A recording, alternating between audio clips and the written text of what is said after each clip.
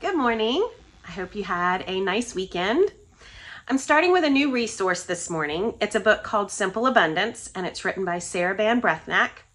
Around 25-ish years ago, when Johnny and I were moving into our first home with Jordan, it was rented, not owned, but it was a house, not an apartment. My mother gave me this book to inspire me in the new season of feathering my nest, as she so sweetly put it.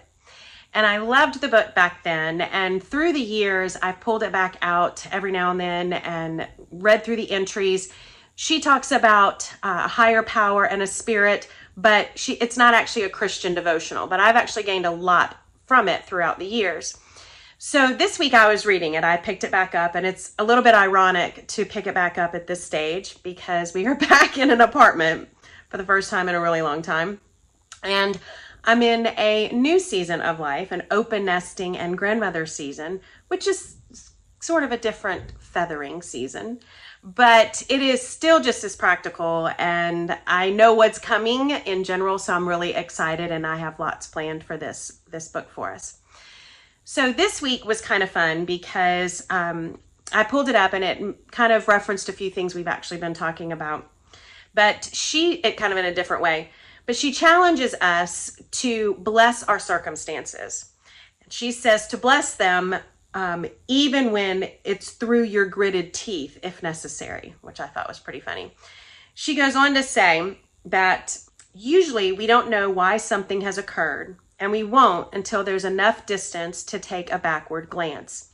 However, blessing whatever vexes us is the spiritual surrender that can change even troublesome situations for the better. Blessing the circumstances in our lives also teaches us to trust.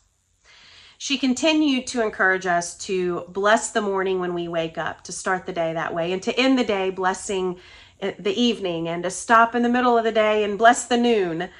But she also talks about blessing the work that we do throughout the day, that wherever you are, to recognize that your work is a prayer for good.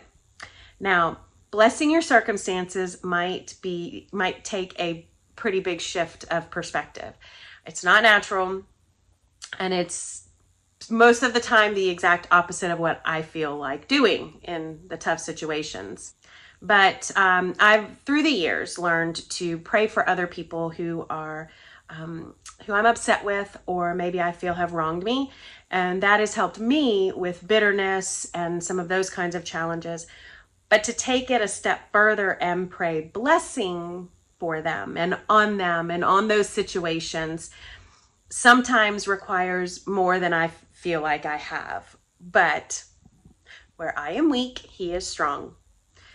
We need to bring God into our day, throughout our day, not just start our day, not just seek first, but to carry Him with us throughout the day.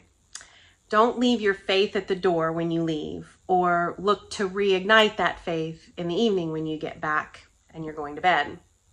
Of course, wake up in the morning and pray and start your day with God, and yes, end your day with God.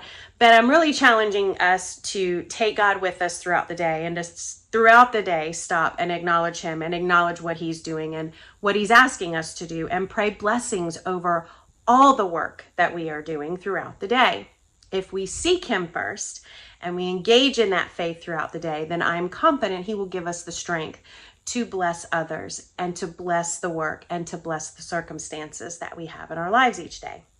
And while, yes, it might take that shift in perspective to do this, watch God begin to work in all of the areas when you begin blessing people and circumstances.